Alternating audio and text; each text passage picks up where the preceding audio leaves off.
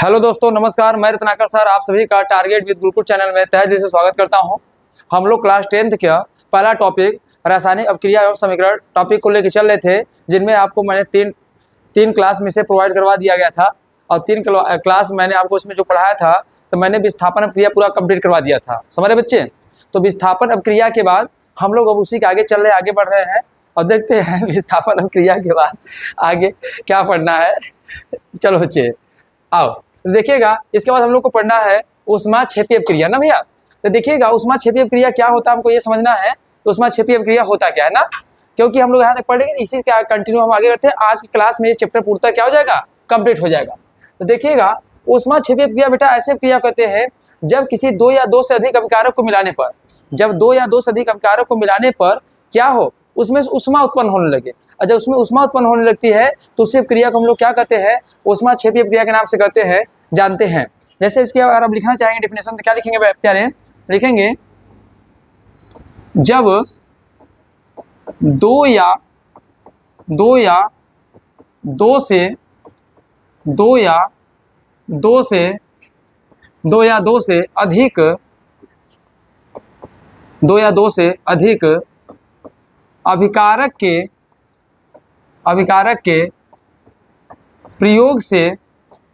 अभिकारक के प्रयोग से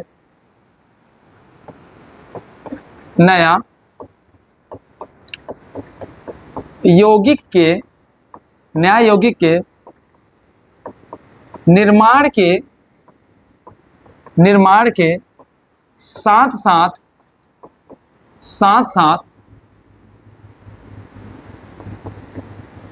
ऊष्मा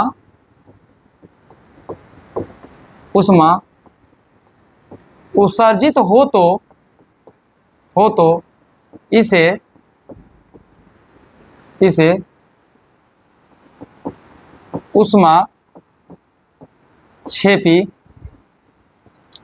ऊष्माक्षेपी अपक्रिया कहते हैं।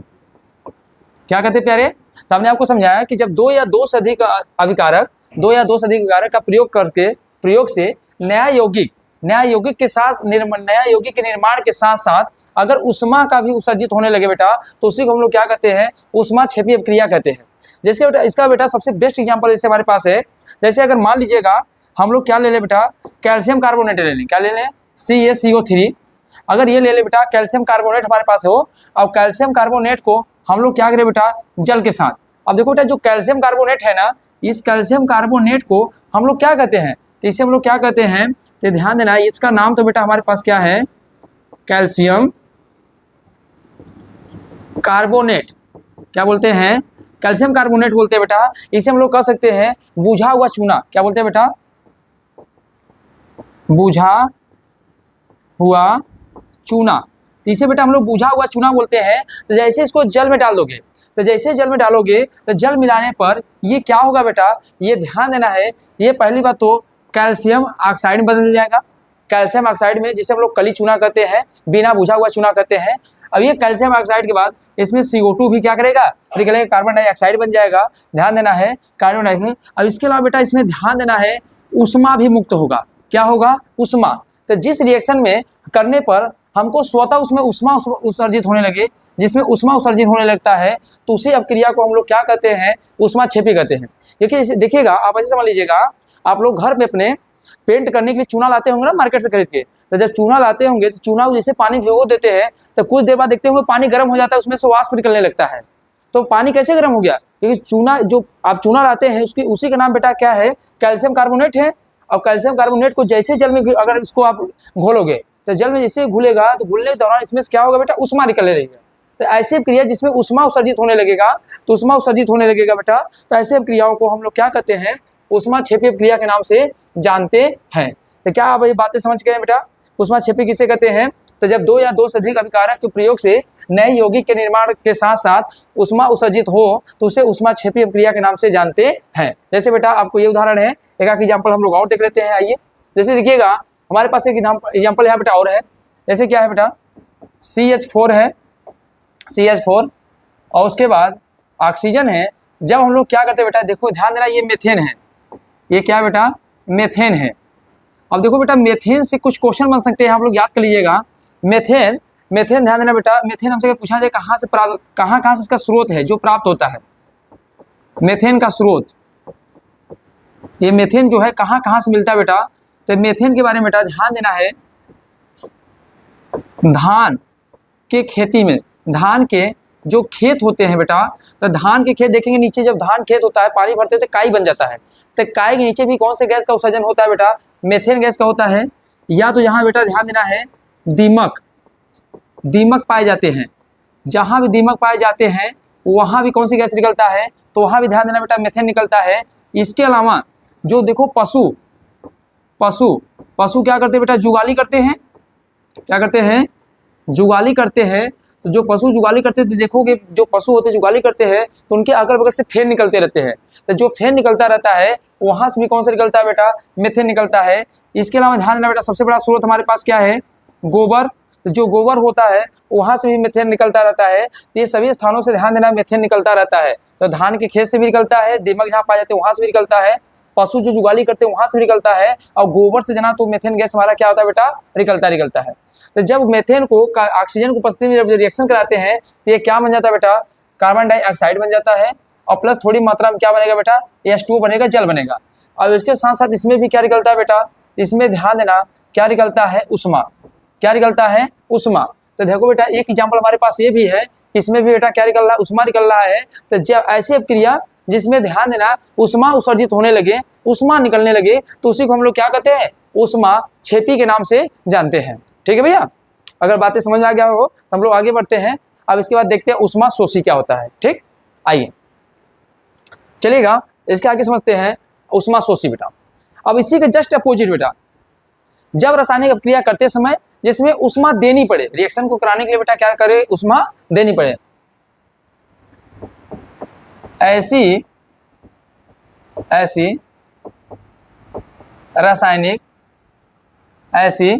रासायनिक अपक्रिया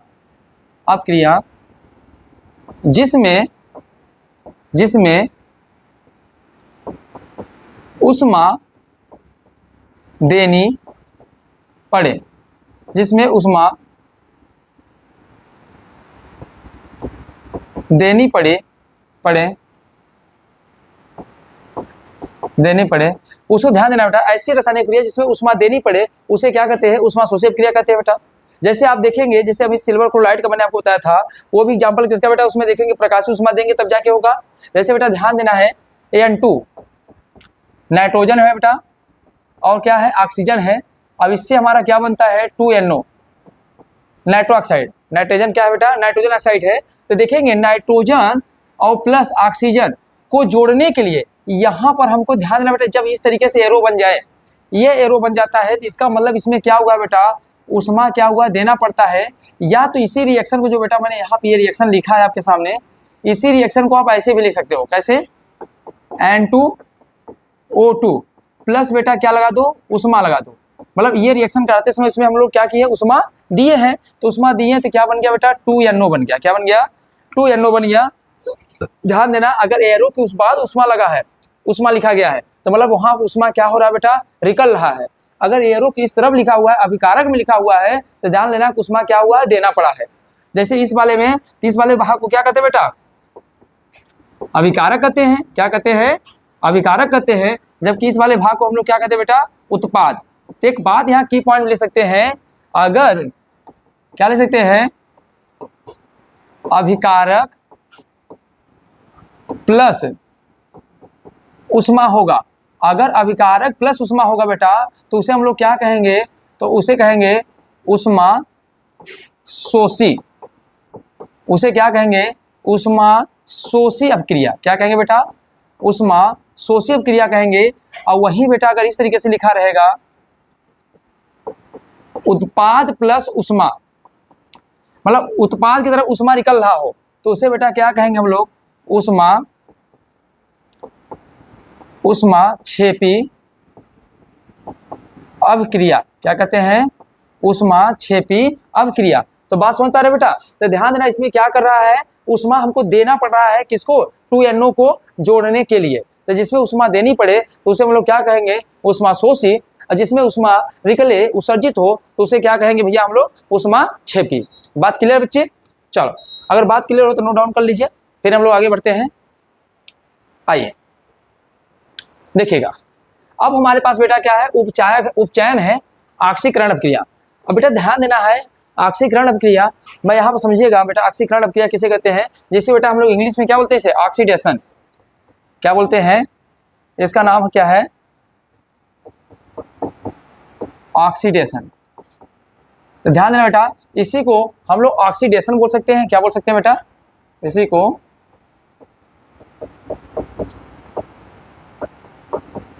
ऑक्सीडेशन। तो ध्यान देना बेटा, अगर ऑक्सीडेशन बोले या इसी को हम लोग क्या बोले, ऑक्सीकरण बोले, या बेटा इसी को हम लोग क्या बोले, इसी को उपचयन बोले, तीनों का मतलब बेटा एक ही होता है। चाहे ऑक्सीडेशन बोला जाए, चाहे आपको ध्यान देना बेटा उपचयन बोला जाए, चाहे ऑक्सीडेशन बोला जाए, चाहे उपचयन बोला जाए, ऑक्सीकरण बोला जाए, ऑक्सीडेशन, तीनों में से कोई भी शब्द बोलता है इसका मतलब ही होता है उपचयन। अब देखो बेटा ऑक्सीडेशन लिखा है ना, तो इसकी सीधी सीधी 3-4 बातें जो बेटा आपको पहचान करना है हमेशा वैसा। क्या पहचान करना है, अगर ध्यान देना प्यारे, अगर मैं इसमें बताने की कोशिश करूं तो सबसे पहले बेटा जिसमें ध्यान देना है, जिस अभिक्रिया में ऑक्सीजन जुड़ता हो, पहली बात बेटा जिस अभिक्रिया में क्या हो बेटा, ऑक्सीजन जुड़ता हो, अगर जिसमें ऑक्सीजन का जुड़ाव होता रहेगा तो उसी को हम लोग क्या कहेंगे, ऑक्सीकरण बोलेंगे, या तो ऑक्सीडेशन बोलेंगे या तो उपचयन बोलेंगे। दूसरा प्यारी बात क्या हो सकते हैं, ध्यान देना, जिसमें H2 का हाइड्रोजन का त्याग हो, क्या हो बेटा, जिसमें हाइड्रोजन का त्याग हो उसे हम लोग क्या बोलेंगे बेटा, ध्यान देना ऑक्सीडेशन बोलेंगे। तीसरी पॉइंट बोल सकते हैं बेटा, जिसमें इलेक्ट्रॉन की संख्या कम हो, जिसमें इलेक्ट्रॉन की संख्या कम हो उसे क्या बोलेंगे बेटा, ऑक्सीडेशन बोलेंगे। तो जिसमें इलेक्ट्रॉन की संख्या कम हो, हाइड्रोजन के त्याग हो, जिसमें अभिक्रिया में ऑक्सीजन क्या हो, जुड़ता हो, ये सभी बेटा एग्जाम अगर तीनों पॉइंट अगर मिल रहे बेटा, तीनों में से कोई अगर एक भी मिल जा रहा है तब भी ऑक्सीकरण होगा, दूसरा भी वाला मिल जाएगा तब भी होगा, तीसरा भी वाला मिल जाएगा तब भी होगा, और तीनों मिल गए तो सबसे बढ़िया है। पर अगर कोई भी तीनों में से एक भी अगर क्रिया हो रही है बेटा तो ध्यान देना ऑक्सीकरण या फिर ध्यान देना ऑक्सीडेशन क्रिया कहलाएगा। जैसे ये इसके एग्जाम्पल को देखते हैं तो आपको बात समझ जाएगी बेटा। जैसे देखिए यहाँ पे एक एग्जाम्पल है, क्या बेटा, 2 कॉपर प्लस O2 से क्या बन रहा है बेटा, 2 कॉपर ऑक्साइड। ये ध्यान है बेटा, ये हमारे पास क्या बन गया है, इसे बोलते हैं कॉपर ऑक्साइड। क्या बोलते हैं बेटा, इसे हम लोग कॉपर ऑक्साइड के नाम से जानते हैं। अब ध्यान देना बेटा, यहाँ अगर ध्यान से देखने की कोशिश करो तो यहाँ पे ऑक्सीजन बेटा अलग हो रहा था, यहाँ ऑक्सीडेशन ऑक्सीजन क्या था, यहाँ अलग था, पर ये ऑक्सीजन जाके बेटा इससे क्या हो गया, जुड़ गया कि नहीं जुड़ गया, यह ऑक्सीजन जाके कॉपर से जुड़ गया कि नहीं जुड़ गया। तो जहाँ ऑक्सीजन का जहाँ जुड़ाव हो तो उसी को तो ऑक्सीडेशन कहते हैं, जहाँ ऑक्सीजन का जुड़ाव हो उसी को ऑक्सीडेशन कहते ही नहीं कहते हैं।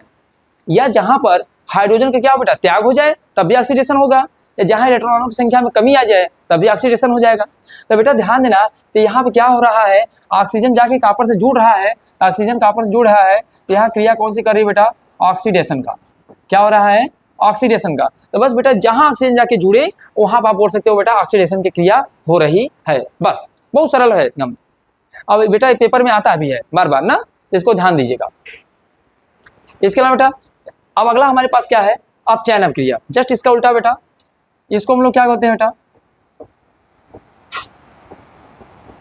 इसे बोलते हैं रिडक्शन रिएक्शन, या जैसे आपको इसमें लिखा ही है अपचयन अभिक्रिया बेटा। अब कितनी अच्छी बात है। अब देखो बेटा, जो चीजें आपने पढ़ा है, किसमें पढ़ा है, ऑक्सीडेशन में, जो ऑक्सीडेशन बेटा बस जस्ट उसी का उल्टा। अब यहाँ क्या लिख सकते हैं बेटा, पहला पॉइंट में जहां ऑक्सीजन, ऐसे लिख सकते हैं,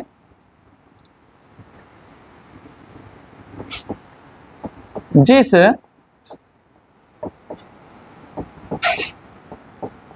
अभिक्रिया में हाइड्रोजन, जिस अभिक्रिया में हाइड्रोजन जुड़ता हो, तो जिस अभिक्रिया में बेटा हाइड्रोजन जुड़ेगा उसे क्या कहेंगे? अपचयन अभिक्रिया कहेंगे। क्या कहेंगे भैया? अपचयन अभिक्रिया। दूसरा पॉइंट, जिस अभिक्रिया में हाइड्रोजन जुड़ेगा। दूसरा, ऑक्सीजन अलग हो रहा हो, ऑक्सीजन अलग हो रहा हो बेटा। तो जहां ऑक्सीजन अलग हो रहा होगा तब भी क्या होगा? अपचयन अभिक्रिया होगा। तीसरी बात, जहां पे ध्यान देना है इलेक्ट्रॉन ग्रहण हो रहा हो तो वहां भी बेटा क्या होगा? तो ध्यान देना है वहां भी अपचयन। जैसे इलेक्ट्रॉन ग्रहण करने का मतलब क्या है बेटा? जैसे ध्यान देना बेटा, अगर मैं एक एग्जांपल ले लूं आपको समझाने के लिए। जैसे देखो हमारे पास बेटा क्या है? क्लोरीन। क्लोरीन का परमाणु क्रमांक कितना होता है? 17। अब इसका इलेक्ट्रॉनिक विन्यास करोगे बेटा 2 8 कितना होगा? 1 होगा कि नहीं होगा? 2 8 1 होगा। तो 2 8 1 होने के बावजूद तो यहाँ पे बेटा 2 8 7 होगा। कितना होगा बेटा? 2 8 7 होगा। तो बताओ ये हर एक तत्व की अपनी एक चाहत होती है। हर एक तत्व की अपनी जो परमाणु होती है उसकी एक चाहत होती है। तो उसका अष्टक क्या है प्यारे? पूर्ण है। तो अपने अष्टक को पूर्ण रखने के लिए वो क्या कहता है कि अपने अष्टक को पूर्ण करने के लिए वो इलेक्ट्रॉन का ग्रहण भी करता है और त्याग भी करता है बेटा। और जो ग्रहण इलेक्ट्रॉन का त्याग और ग्रहण होता है वही किसी भी परमाणु या किसी भी तत्व की क्या कहलाती है? संयोजकता कहलाती है, बैलेंसिंग कहलाती है। अगर ध्यान देना बेटा, ये क्या करेगा? अपने अष्टक को पूर्ण करने के लिए एक इलेक्ट्रॉन लेगा कि नहीं लेगा? तो जैसे बेटा इसमें एक इलेक्ट्रॉन ले लेगा तो ध्यान देना, एक इलेक्ट्रॉन जैसे ग्रहण करेगा तो क्लोरीन के ऊपर क्या करेगा? एक इलेक्ट्रॉन ग्रहण किया तो क्लोरीन के ऊपर क्या गया बेटा? Charge minus. तो बेटा ये जो चार्ज आया है ना, ये क्या बेटा? यहाँ पे ये क्या उसका बेटा? चार्ज है। इसी चार्ज को हम लोग क्या कहते हैं? आयन कहते हैं। क्या कहते हैं? आयन। अगर एक इलेक्ट्रॉन ग्रहण किया बेटा तो एक चार्ज है, -1 आया। अगर कुछ नहीं तो बेटा 1 है। अगर यहीं पर 2 इलेक्ट्रॉन ग्रहण करेगा तो क्लोरीन के हाथ पे कितना लगेगा? -2 लगेगा। अगर 3 ग्रहण करेगा तो माइनस कितना लगेगा? 3। तो बेटा यहाँ तो इलेक्ट्रॉन संख्या बढ़ रही नहीं बढ़ रही है। तो बढ़ने से क्या होगा बेटा? ऋण आयन।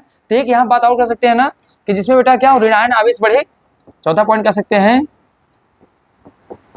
ऋण आयन आवेश बढ़ता हो। क्योंकि बेटा जब इलेक्ट्रॉन ग्रहण करेगा तो उसके पास क्या होगा? ऋण आयन आवेश बढ़ेगा। जब इलेक्ट्रॉन ग्रहण करेगा तो वहां क्या होगा? ऋण आयन आवेश बढ़ेगा। तो इसके पहले वाले में हम ये पॉइंट ये भी ले सकते हैं बेटा, जस्ट इसके वाले में।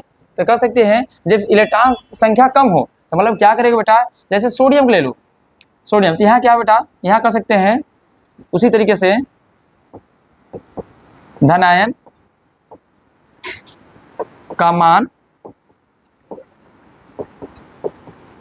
बढ़ेगा। जैसे बेटा अगर सोडियम ले लोगे तो सोडियम का कितना होता है? 11 होता ही नहीं होता है। तो इलेक्ट्रॉनिक विन्यास करेगा तो 2 8 1 होगा कि नहीं होगा?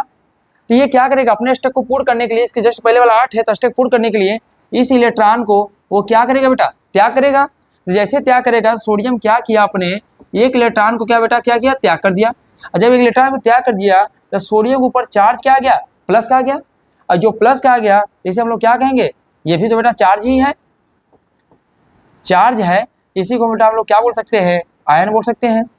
तो कोई एक इलेक्ट्रॉन त्याग कर रहा है तो एक चार्ज आ रहा है, 2 करेगा तो 2 आएगा, 3 आएगा, 3 आएगा, अगर त्याग करेगा तो बेटा यहाँ क्या हो रहा है? जितना ज़्यादा त्याग करेगा तो उसके अंदर धनायन का मान बढ़ेगा कि नहीं बढ़ेगा? तो अगर धनायन का मान बढ़ रहा है तब भी क्या होगा बेटा? ऑक्सीकरण अभिक्रिया होगा।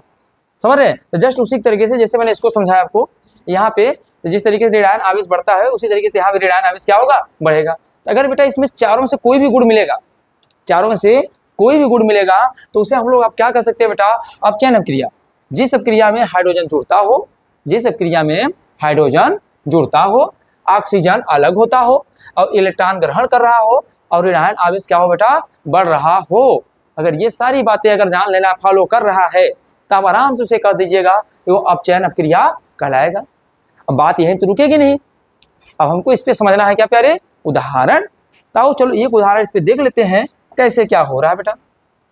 जैसे देखो यहाँ पे, अब देखो बेटा यही जस्ट उसी की उदाहरण को लेना। कॉपर ऑक्साइड है यहाँ पहले से ही है, यहाँ बेटा H2O है। बड़ी अच्छी बात है। ये क्या है बेटा? कॉपर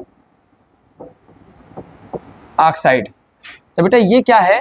कॉपर ऑक्साइड है और कॉपर ऑक्साइड से देखो बेटा यहाँ से क्या बन गया, कॉपर अलग होके H2O का निर्माण कर रहा है।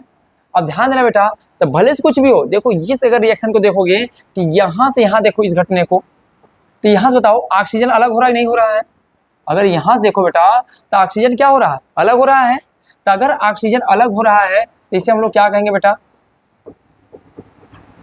रिडक्शन कहेंगे नहीं कहेंगे, क्योंकि यहाँ से ऑक्सीजन क्या हो रहा है, टूट के अलग हो रहा है। कॉपर बेचारा अकेला हो जा रहा है, अभी तक तो जोड़े में था, मस्त था, मजा ले रहा था, अब क्या हो रहा है, कॉपर को ऑक्सीजन छोड़ के चला जा रहा है। तो हम तो उससे प्यारे नहीं करते, हम जाएंगे क्योंकि हम रिडक्शन करना है, छोड़ना है क्योंकि उसको दूसरा कोई मिल रहा होगा कहीं। तो क्या गया, छोड़ के चला गया, तो कॉपर क्या हो गया बेटा, अकेले हो गया। तो यहाँ पे क्या हो गया, जब छोड़ के चला गया तो क्या हो गया, रिडक्शन हो गया।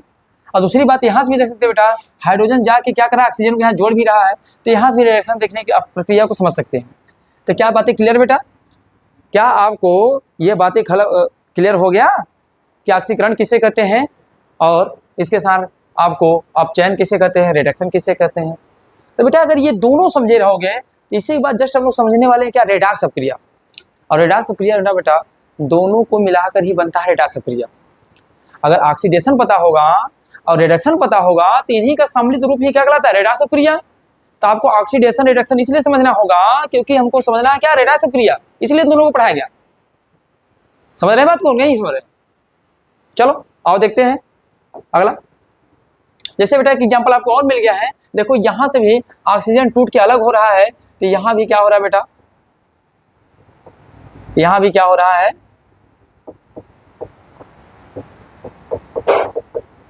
रिडक्शन हो रहा है। क्या हो रहा है, रिडक्शन हो रहा है, क्योंकि ऑक्सीजन यहां से देखो जुड़ा हुआ था, जुड़ता तो क्या हो जाता, क्या हो जाता बताओ, हाँ ऑक्सीडेशन। क्या होगा, ऑक्सीडेशन। अलग हो रहा है, अलग हो रहा है तो क्या हो जाएगा, अपचयन। ठीक है ना, चल बहुत सारे एग्जांपल दे दिया गया है क्या यार, चलो कोई बात नहीं, आप देख लेना जहां जहां टूट के अलग हो रहा है सब वही एग्जांपल है, उसको आप कर सकते हैं। ठीक है, सब उसी का उदाहरण है। आओ पर बेटा इसके पहले जस्ट इसी पीपीटी में मैं एक बात और आपको समझा देता हूँ, रेडॉक्स अपक्रिया। ठीक है, आइए रेडॉक्स अपक्रिया को समझ लेते पहले। रेडॉक्स रिएक्शन, रेडॉक्स रिएक्शन इसको हम लोग बोलते हैं रेडॉक्स अपक्रिया। देखो बेटा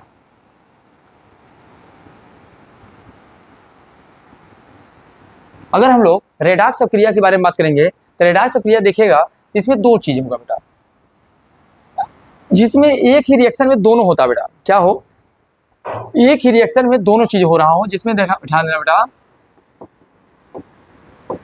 ऑक्सीडेशन और इधर क्या हो बेटा, रिडक्शन। ऑक्सीडेशन किसे कहते हैं, जिसको हम लोग बोलते हैं उपचयन को, और इधर क्या होता है बेटा, अपचयन। ध्यान देना है, इसे हम लोग क्या कहते हैं, उपचयन, और क्या होता है अपचयन। हिंदी देख लेना यार, हिंदी थोड़ा कंफ्यूजन हो जाता है, सही है। चलो ध्यान देना बेटा, तो यहाँ क्या हो रहा है बेटा, तो ध्यान देना यहाँ से आप बात को समझिए बेटा। तो ये कौन सा हो गया, अच्छा आगे और आगे चलिए, देखो यार, तो ये क्या बता, यहाँ क्या हो रहा है, उपचयन हो रहा है, और यहाँ क्या हो रहा है बेटा, अपचयन। तो जब दोनों बेटा साथ होने लगे, जब उपचयन अपचयन दोनों रिएक्शन एक साथ होने लगता है, उसी को हम लोग रेडॉक्स अपक्रिया के नाम से जानते हैं। मतलब एक तरफ ऑक्सीजन बेटा जुड़ रहा हो और दूसरी तरफ ऑक्सीजन क्या हो रहा हो, टूट रहा हो। अगर दोनों घटनाएं एक साथ घटती है बेटा, तो उसी को हम लोग क्या कर सकते हैं, तो ऐसे क्रिया को हम लोग रेडॉक्स अपक्रिया के नाम से जानते हैं। जैसे बेटा अगर आपको एग्जाम्पल देने की कोशिश करूँ, जैसे इसमें लिखना चाहे लिख सकते हैं रेडॉक्स अपक्रिया बारे में। जब किसी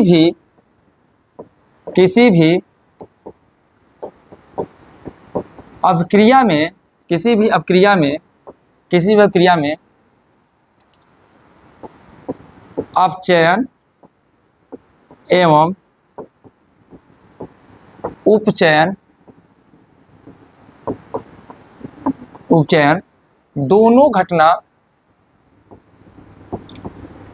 घटना एक साथ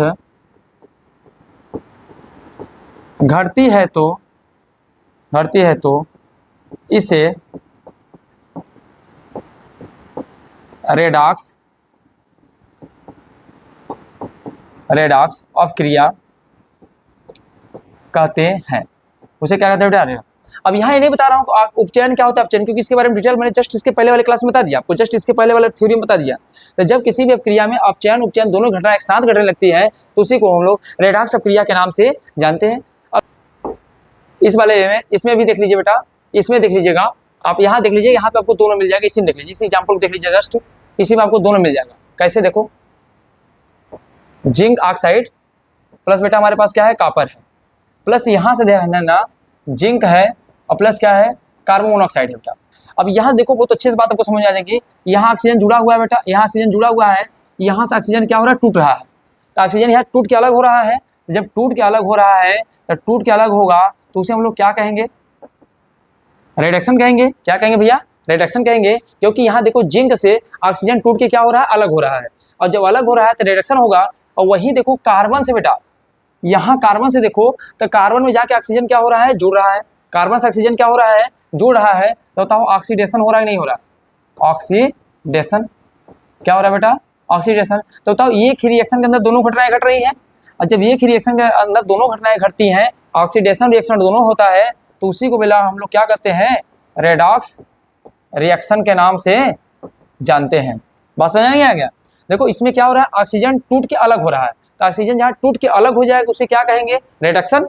और जहाँ ऑक्सीजन जुड़ जाए उसे क्या कहेंगे? ऑक्सीडेशन। तो देखो कार्बन के साथ क्या हो रहा है? कार्बन मोनोऑक्साइड क्या हो रहा है? बन रहा है, तो क्या हो रहा है? ऑक्सीडेशन। अब आप लोग बताओ, मैंने कार्बन मोनोऑक्साइड के बारे में बताया था, इसके बारे में इंपॉर्टेंट पॉइंट कि इसे हम लोग क्या कहते हैं बेटा? किस गैस के नाम से जानते हैं? दमगोटू गैस। याद आ नहीं आ रहा? पिछले वाले क्लास में पढ़ा चुका हूँ मैं। तो बात समझ बेटा। तो जो रेडॉक्स प्रक्रिया की एग्जाम्पल था, इसके पहले मैंने आपको थ्योरी जो इसकी समझाया बेटा, यहाँ पे कहाँ गया? ये तो रेडॉक्स हो गया। देखिए यहाँ रेडॉक्स पढ़ा बेटा, तो रेडॉक्स का मैंने एग्जांपल एक तो दिया, तो यहाँ से सिर्फ ऑक्सीडेशन का नियम लागू हो रहा है, पर इसके जस्ट इसके पीछे वाले एग्जांपल को आप इसको लिख लीजिएगा बेटा। यहाँ रेडॉक्स प्रक्रिया में आपको अच्छे से एकदम काम आ जाएगा, क्योंकि ऑक्सीजन यहाँ टूट के अलग हो रहा है और कार्बन यहाँ क्या हो रहा है बेटा? जुड़ रहा है। तो वेरी इंपॉर्टेंट हो जाएगा रेडॉक्स प्रक्रिया के लिए बेटा, इंपॉर्टेंट एग्जाम्पल आपका। ठीक है, अब पेपर में जरूर बनता है क्वेश्चन। ठीक है नहीं? ठीक है, आइए यहाँ तक की बातें होगी बेटा। अब आता है बेटा हमारे पास अगला पॉइंट आता है, जिसको हम लोग बोलते हैं क्या है? संक्षारण। क्या बोलते हैं बेटा? संक्षारण। अब देखिएगा हम लोग समझते हैं कि अब संक्षारण होता क्या ना। देखो बेटा, अब संक्षारण के बारे में बेटा क्या ध्यान देना बेटा, अगर संक्षारण के बारे में हम लोग समझना है क्या होता है तो ध्यान देना। संक्षारण मुख्यतः क्या होता है? किसी चीज का कमजोर होना। संक्षारण मतलब क्या होता है? किसी भी चीज का कमजोर होना ही क्या कहलाएगा? संक्षारण होना। जैसे बेटा लोहे में, अगर लोहे को अगर जैसे ही वायु की उपस्थिति में आएगा, तो लोहे में जब लोहा जैसे ही वायु की उपस्थिति में आएगा तो उसके ऊपर बेटा जंग लग जाएगा, और जंग लगने से लोहा क्या हो जाएगा? कमजोर हो जाएगा। तो किसी चीज का कमजोर होना, किसी भी धात्विक चीजों का कमजोर होना क्या कराएगा? संक्षारण। तो कह सकते हैं बेटा जब जब जब कोई पदार्थ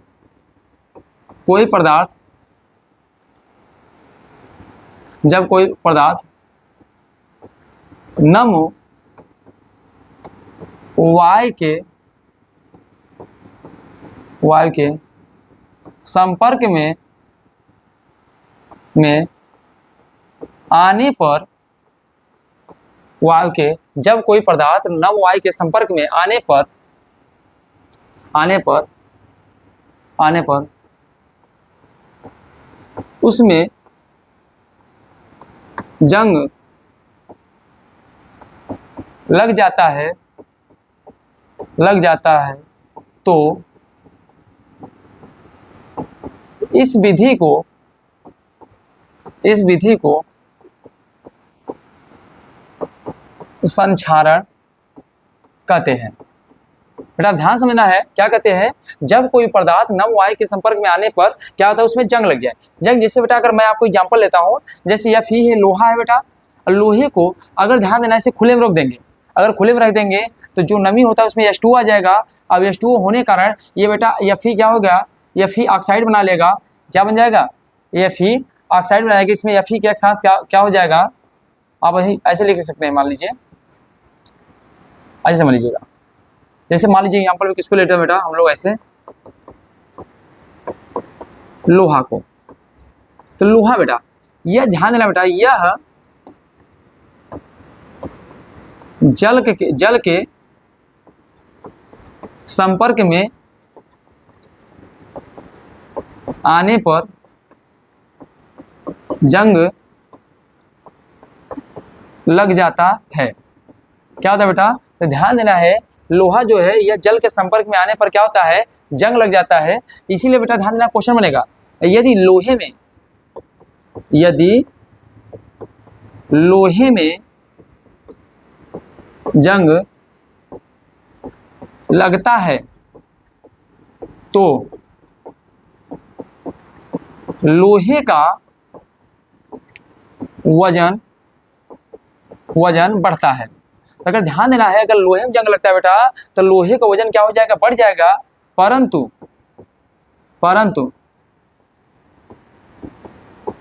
मजबूती में कमी आता है। क्या आता है बेटा, मजबूती में कमी आता है।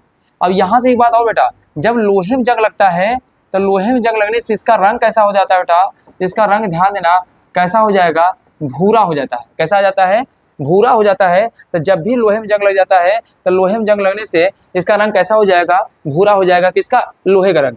और लोहे का वजन तो बढ़ेगा क्योंकि इसमें पानी आके जम रहा है। लोहे पे जैसे क्या कि पानी क्या हो रहा है, जम रहा है। तो जमने के कारण इसमें क्या हो जाएगा, इसका जमने के कारण इसका वजन तो बढ़ेगा पर इसकी मजबूती में क्या आ जाएगा, कमी आ जाएगा। तो मतलब वही बेटा बात होगी, जब कोई पदार्थ नम वायु के संपर्क में आने पर और उसमें जंग लग जाता है तो इस विधि को हम लोग क्या कहते हैं, संक्षारण के नाम से जानते हैं। बात सही है बेटा। तो यह जल के संपर्क में आने पर लोहे का बात कहे बेटा दिए। इसके अलावा बेटा कुछ एग्जाम्पल और आप लिख सकते हैं।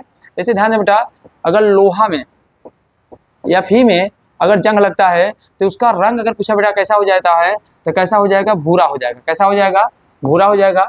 अगर वही ध्यान देना बेटा, अगर कापर में जंग लगता है, कापर में, तो कापर में जंग लगने से इसका रंग कैसा होगा बेटा, नीला हो जाएगा। कैसा हो जाएगा, नीला हो जाता है। और वहीं पर अगर मैं आपसे कहूँ चांदी में, अगर बेटा चांदी में जंग लगता है एजी में, तो ध्यान देना है जंग लगने से इसका रंग कैसा हो जाता है बेटा, काला। देखते हो ना मम्मी लोग जब पायल वाल पहनती हैं तो देखते हो ना उसको क्या करते हैं, सफाई कराते हैं क्योंकि इस पर काली काली रीठी जम जाती है। तो रीठी जो जम रहा है बेटा, जंग लगना है। तो जब चांदी में जंग लगता है तो उसका रंग कैसा हो जाता है, काला हो जाता है। कापर में जंग लगता है कैसा हो जाता है, नीला। जबकि लोहे में रंग लगता है कैसा हो जाता है बेटा, भूरा हो जाता है। समझ रहे हैं, इनके जंग लगने के क्या सब बेटा क्या है, लक्षण है। ठीक है नहीं, ठीक है, समझ रहे हैं। तो परंतु ये सब सारे पॉइंट बेटा यहाँ से भी याद कर सकते हैं। ये सारे भूरा, नीला, काला, यहाँ से भी क्वेश्चन बन सकता है। तो संचालन का मतलब बेटा किसी चीज का कमजोर होना, जैसे वायु के नम की उपस्थिति में आएगा तो कमजोर हो जाएगा। ठीक है, सारी बातें का समझ में आएगा बेटा। इसको आप लोग क्या स्क्रीनशॉट ले लीजिए, फिर आगे बढ़ते हैं हम लोग। चलिए आइए, अब अगला क्वेश्चन बेटा हमारे पास है, ये आपके एनसीईआरटी का क्वेश्चन है बेटा। एनसीईआरटी क्वेश्चन क्या कहा गया है कि अगर ध्यान देना है, ये कह रहा है वायु में जलने से पहले मैग्नीशियम के रिबन को साफ क्यों किया जाता है बेटा। अब ये क्वेश्चन आपके एनसीईआरटी का है। क्वेश्चन पूछ रहा है जब वायु में जलने से पहले मैग्नीशियम के रिबन को साफ क्यों किया जाता है। अब देखना बेटा इसका रीजन क्या है। अब रीजन क्या है, अगर बेटा आप करूँ तो ये मैग्नीशियम है।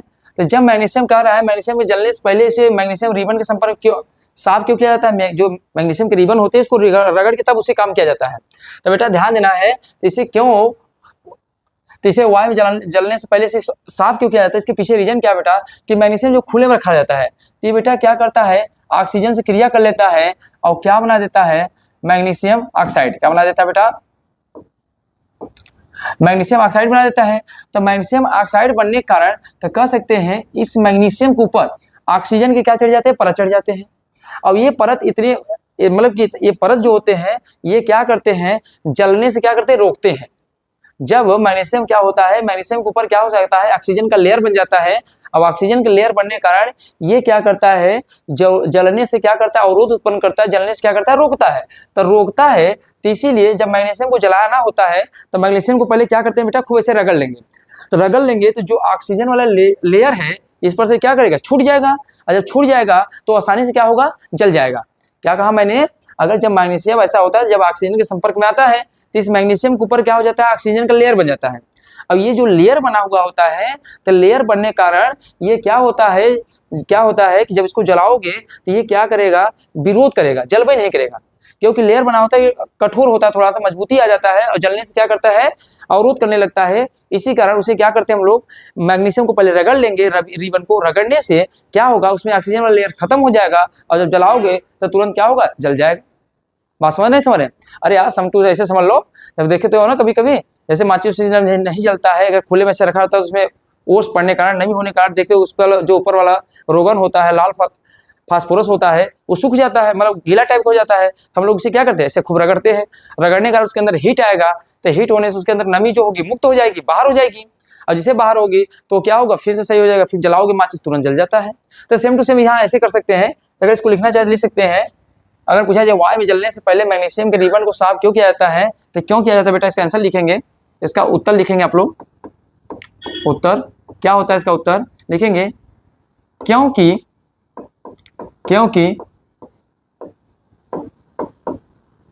मैग्नीशियम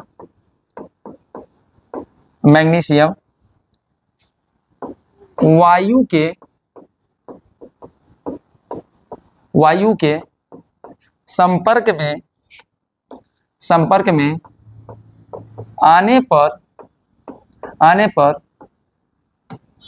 आने पर इसके ऊपर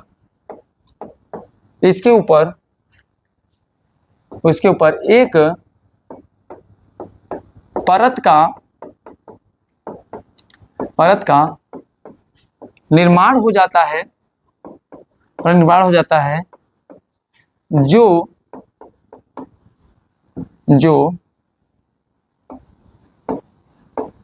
जलने से रोकता है। इसलिए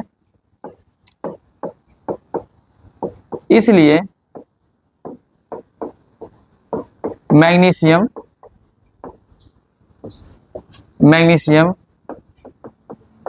के रिबन को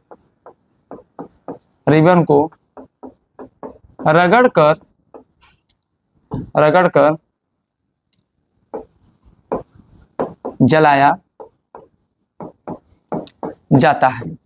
ठीक है बेटा, तो एनसीईआरटी में आपके क्वेश्चन पूछा गया था जिसका उत्तर मैंने आपको लिख दिया है, तो इसको यहाँ से आप लोग कॉपी पेस्ट कर सकते हैं। आप बता सकते हैं इसका कारण क्या है। जैसे मैग्नीशियम वायु के संपर्क में आता है, उसके ऊपर एक परत बन जाती है, अब यही परत जलने से क्या करती है, रोकती है। इसलिए मैग्नीशियम के रिबन को जब रगड़ देते हैं तो रगड़ने से क्या होता है, उसके अंदर से जो परत बनी होती है वो नष्ट हो जाती है, इसलिए वो फिर आसानी से जलने लगता है। ठीक है बेटा, आओ आगे चलते हैं। आप लोग उसका लीजिए, स्क्रीनशॉट ले लीजिए आप लोग। आइए, अगला क्वेश्चन कर रहा है, किसी पदार्थ X के विलयन का उपयोग सफेदी में करने के लिए होता है, तो पदार्थ X का नाम और सूत्र बताइए तथा पदार्थ X का जल के साथ अपक्रिया बताइए। अब क्या करें बेटा कि ध्यान देना, पहले उस पदार्थ का नाम बताइए जो सफेदी के लिए किया था बेटा, तभी आपको जस्ट इसका रिएक्शन मैंने कराया था आपको, उसको उसमें छेपी वाले में याद आ रहा हो तो बेटा उसका ध्यान देना। सबसे पहले X पदार्थ का नाम क्या बेटा, तो X पदार्थ का अगर आपसे पूछे नाम तो आप बता सकते हैं, उसका नाम है बेटा कैल्शियम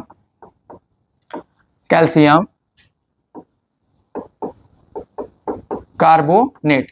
क्या नाम है बेटा, कैल्शियम कार्बोनेट, जिसका सूत्र क्या होता है, CaCO3। क्या होता है बेटा, CaCO3 होता है। अब ध्यान देना बेटा, जैसे CO3 होता है बेटा, तो इसी का प्रयोग हम लोग, इसका प्रयोग किसमें करते हैं, घर के सफेदी करने में। अब बेटा इस समय देख लो दिवाली चल रहा है, अब आपके पास इसका खूब जीता जाता है एग्जाम्पल, सबके घरों में मिल जाएगा, क्योंकि इस समय सब अपने घर का क्या करते हैं, सफेदी करते हैं, पेंट करते हैं, दीपावली अपने घर को क्या करते हैं, खूब सजा देते हैं। पर आजकल यार बेटा क्या करें, अब आजकल पेंट वेंट भी समझ लो दीपावली नहीं होता है। अब क्या होता है, जब घर में शादी पड़ता है ना, तो अब पेंट वेंट का नंबर आता है। नहीं पहलवा क्या होता था, जब दीपावली आ जाता था हम लोग चूना उना ला के घर का पेंट वेंट करना चालू कर देते थे। पर अब उल्टा हो गया, अब शादी उदी किसी का पड़ेगा तो पेंट होगा नहीं, चलने दो इसे, है कि नहीं। तो ध्यान देना बेटा, उसी का तो उसका सूत्र क्या होता है, कैल्शियम कार्बोनेट होता है। अब इस कैल्शियम कार्बोनेट को घर की सफेदी में करते हैं बेटा। अब इसी जब कैल्शियम कार्बोनेट को अगर हम लोग जल के साथ इसका रिएक्शन कराते हैं बेटा, तो जल के साथ रिएक्शन कराने पर ये क्या हो जाता है, पहली बात तो कैल्शियम ऑक्साइड बन जाएगा बेटा, कैल्शियम ऑक्साइड बन जाएगा, प्लस इसके बाद इसमें क्या निकलेगा बेटा, कार्बन डाइऑक्साइड निकलेगा, और प्लस क्या निकलेगा बेटा, उष्मा भी निकलेगा। क्या निकलेगा? उष्मा भी निकलेगा। इसके अलावा आप थोड़ी सी मात्रा आप कर सकते हैं बेटा, इसके साथ यहाँ भी ले सकते हैं हाइड्रोजन गैस भी, H2 लिख लीजिएगा और प्लस बेटा क्या लिखिएगा? उष्मा। क्योंकि ध्यान देना मैक्सिमम उष्मा के साथ ही हम लोग मान लेते हैं कि हाइड्रोजन गैस मुक्त हो गया, इसलिए ध्यान देना है H2 को नहीं दर्शाते हैं, पर किसी किसी में दर्शा देता है, किसी किसी में नहीं दर्शाता है। नहीं तो मैक्सिमम बेटा क्या हो? Calcium carbonate, carbon dioxide plus H2 क्या रहेगा बेटा? H2 रहेगा और उष्मा के साथ वो क्या हो जाएगा? H2 मुक्त हो जाता है। तो ये बेटा क्या होगा इस दोनों क्वेश्चन का अंतर कि जब जल के साथ रिएक्शन कराएंगे तब क्या बनेगा, और उसके साथ इसका नाम क्या होता है? कैल्शियम कार्बोनेट होता है, जो घर के सफेदी में इसका प्रयोग किया जाता है। ठीक है, चलो अगला देखते हैं क्वेश्चन क्या हमारे पास है। कह रहा है क्रियाकलाप 1.7 बेटा, जब आप अपना एनसीईआरटी का बुक खोलेंगे तो कह रहा है 1.7 में ये क्रियाकलाप एक प्रणाली की एकत्रित गैस की मात्रा को दूसरी से दुगुनी क्यों है, उस गैस का नाम बताइए। कौन सा ऐसा गैस है उसका वो दुगुना क्यों, उसका रीजन बताइए बेटा। आप देखिएगा, आपको ये पूछना है तो आप अपना एनसीईआरटी वाला खोलिएगा तो वहाँ पे ये पूरा उसका प्रायोगिक विधि दर्शाया गया है। मैं आपको मैकेनिज्म इसका समझा देता हूँ कि कैसे क्या हुआ है। जी समझिए बेटा, जो H2 होता है बेटा ना, इस H2 को इसमें हम लोग क्या कराते हैं? विद्युत अपघटन। जब विद्युत अपघटन कराते हैं बेटा, इसमें हम लोग क्या कराते हैं? इस रिएक्शन में विद्युत अपघटन। तो विद्युत अपघटन जब कराएंगे तो ये क्या होगा बेटा? हाइड्रोजन प्लस ऑक्सीजन में क्या हो जाता है बेटा? टूट जाता है। और जब हाइड्रोजन प्लस ऑक्सीजन में ये टूट जाता है तो बैलेंसिंग करने के लिए बेटा यहाँ इसको बना लीजिएगा इस तरीके से। तो ये टूट जाता है और टूटने के कारण आप देखेंगे तो यहाँ बेटा बैलेंसिंग कारण ध्यान देना वहाँ पे O2 हुआ है, नहीं तो आप ध्यान समझिए अगर यहाँ से देखिए बेटा तो यही सबको मिल जाएगा। क्योंकि आप देखिए हाइड्रोजन के यहाँ बेटा 2 अणु है। कितने अणु है बेटा? 2 अणु है। जबकि ऑक्सीजन के ध्यान देना है 1 अणु है। क्या है? 1 अणु है। तो जब विद्युत अपघटन कराते हैं तो इसलिए ध्यान देना है मात्र कहता है एकत्रित गैस की मात्रा, ध्यान देना बेटा। ऑक्सीजन चला जाएगा, हाइड्रोजन अपने एक परख नली में रख लीजिएगा, परख नली में डाल दीजिएगा। अब इसको क्या करेंगे? दूसरे परख नली में डाल देंगे बेटा, हम लोग परख नली में एक बर्तन में डाल देंगे। अब देखेंगे तो ये बेटा एक गुना है। अब ये इसका कितना गुना है बेटा? 2 गुना है। तो इसी कारण देख लो एक एकत्रित गैस की मात्रा दूसरी से 2 गुना क्यों होता है बेटा? क्योंकि इसमें 2 अणु यूज हुआ है हाइड्रोजन का, इसमें ऑक्सीजन का 1 ही अणु यूज हुआ है, इसलिए बेटा ये क्या हो गया? दुगुना हो गया। अब ये क्या हो गया? 1 गुना हो गया। तो पूछेगा कौन दुगुना है कौन 1 गुना है? तो हाइड्रोजन 2 गुना होगा और ऑक्सीजन क्या होगा प्यारे? 1 गुना होगा। बात समझ नहीं समझ पाए? अब इसका आप अपने एनसीईआरटी वाले बुक में खोलेंगे ना तो उसका बाकायदे से वहाँ प्रायोगिक विधि समझाया गया है, समझ रहे हैं? अब वहाँ की जो मैकेनिज्म है बेटा, उस मैकेनिज्म का कारण क्या है बेटा? ये है। ठीक है, अच्छा आई अगला कह रहा है बेटा, जब लोहे की कील को कॉपर सल्फेट के विलयन में डुबाया जाता है तो विलयन का रंग क्यों बदल जाता है? अब ध्यान देना बेटा, जब लोहे की कील, तो लोहे की कील को बेटा क्या कर रहा है? कॉपर सल्फेट में। तो मतलब आप कह सकते हैं एक तरफ हम ले लेंगे लोहे की कील ले लेते हैं, तो लोहे की कील मतलब Fe ले लें बेटा और कॉपर सल्फेट ले लेते हैं। तो जब लोहे की कील और प्लस यहाँ क्या है? कॉपर सल्फेट है, और कॉपर सल्फेट को जब क्या हो रहा है? जलीय विलयन में डुबाया जाएगा तो ये बेटा क्या होता है? Fe क्रियाशीलता ज्यादा होता है तो ये चला यहाँ आएगा और कॉपर हट जाएगा तो ये बन जाएगा बेटा FeSO4 बन जाएगा और कॉपर क्या हो गया बेटा? अलग हो जाएगा। और जिसे हम लोग क्या बोलते हैं बेटा? Iron sulphate. इसे क्या बोलते हैं हम लोग? आयरन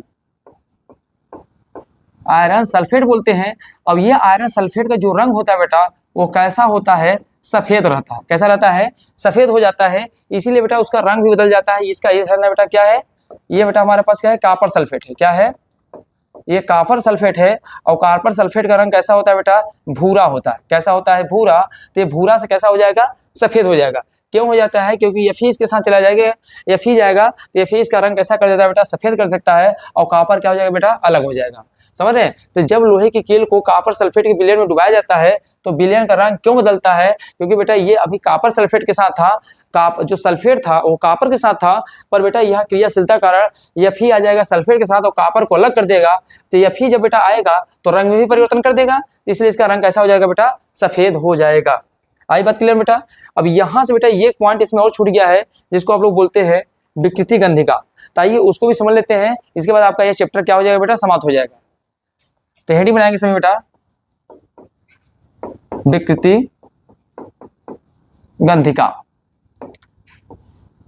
विकृति गंधिका। अब बेटा ध्यान देना है, अगर विकृति गंधिका की बात करेंगे, विकृति गंधिका क्या होता है, तो जब बेटा कोई खाद्य जो भी खाद्य पदार्थ है हमारे पास, तो जब खाद्य पदार्थ कोई वायु के संपर्क में आने पर, क्योंकि बेटा ध्यान देना, कोई भी खाद्य पदार्थ जो बनता है उसमें तेल वसा की मात्रा पाई जाएगी, तेल डाला जाएगा, और तेल वसा जब जाएगा तो बेटा सभी केमिकल पदार्थ होते हैं, और ये केमिकल पदार्थ जैसे ही वायु के संपर्क में आते हैं तो इस वायु में बेटा बहुत सारे क्या है, बैक्टीरिया हैं, वायरस हैं, विषाणु है, जीवाणु है, सब उड़ रहे हैं, तो उनके साथ ये क्या कर सकते बेटा, हमारे भोजन में प्रवेश कर जाते हैं, और जब ये खाद्य पदार्थों में प्रवेश कर जाते हैं तो हमारे खाद्य पदार्थ में ऑलरेडी पहले से केमिकल पदार्थ है, जैसे तेल हो गया, वहीं बहुत सारे वसा हो गए, बहुत सारी चीजें हो जाएंगे, तो उनके साथ ये रिएक्शन करेंगे, और रिएक्शन करने से बेटा जो खाद्य पदार्थ है बेटा वो खराब हो जाता है। तो किसी भी खाद्य पदार्थ का वायु के संपर्क आने पर खराब हो जाना ही बेटा इसका सबसे बड़ा क्या है बेटा, कारण है। समझ रहे? तो किसी भी चीज का खाद्य पदार्थ का वायु के संपर्क आ जाने पर, खराब हो जाने पर उसमें से गंध आना ही क्या कहलाएगा, वो क्या कह सकते हैं, विकृति गंधिका कहलाता है बेटा। तो क्या लिखेंगे, क्या लिखेंगे इसकी परिभाषा, जब कोई खाद्य पदार्थ, जब कोई खाद्य पदार्थ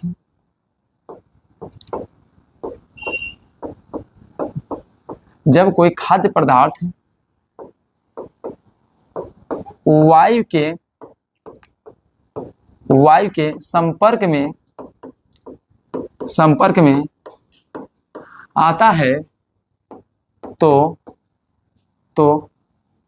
उस खाद्य पदार्थ का खराब होना ही विकृति गंधिका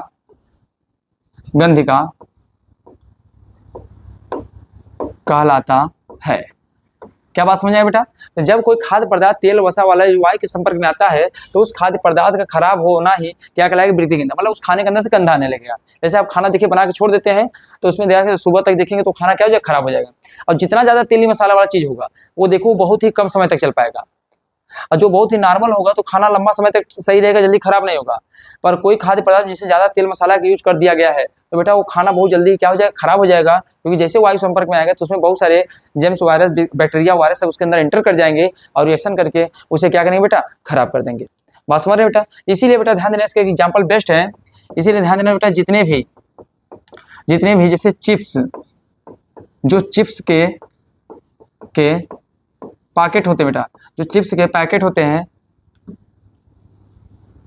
चिप्स के पैकेट, तो जो चिप्स के बेटा पैकेट होते हैं, इस चिप्स के पैकेट में इसीलिए बेटा ऑक्सीजन गैस को नहीं भरा जाता है, बल्कि इनके पैकेट में किसको भरा जाता है बेटा, नाइट्रोजन गैस को भरा जाता है।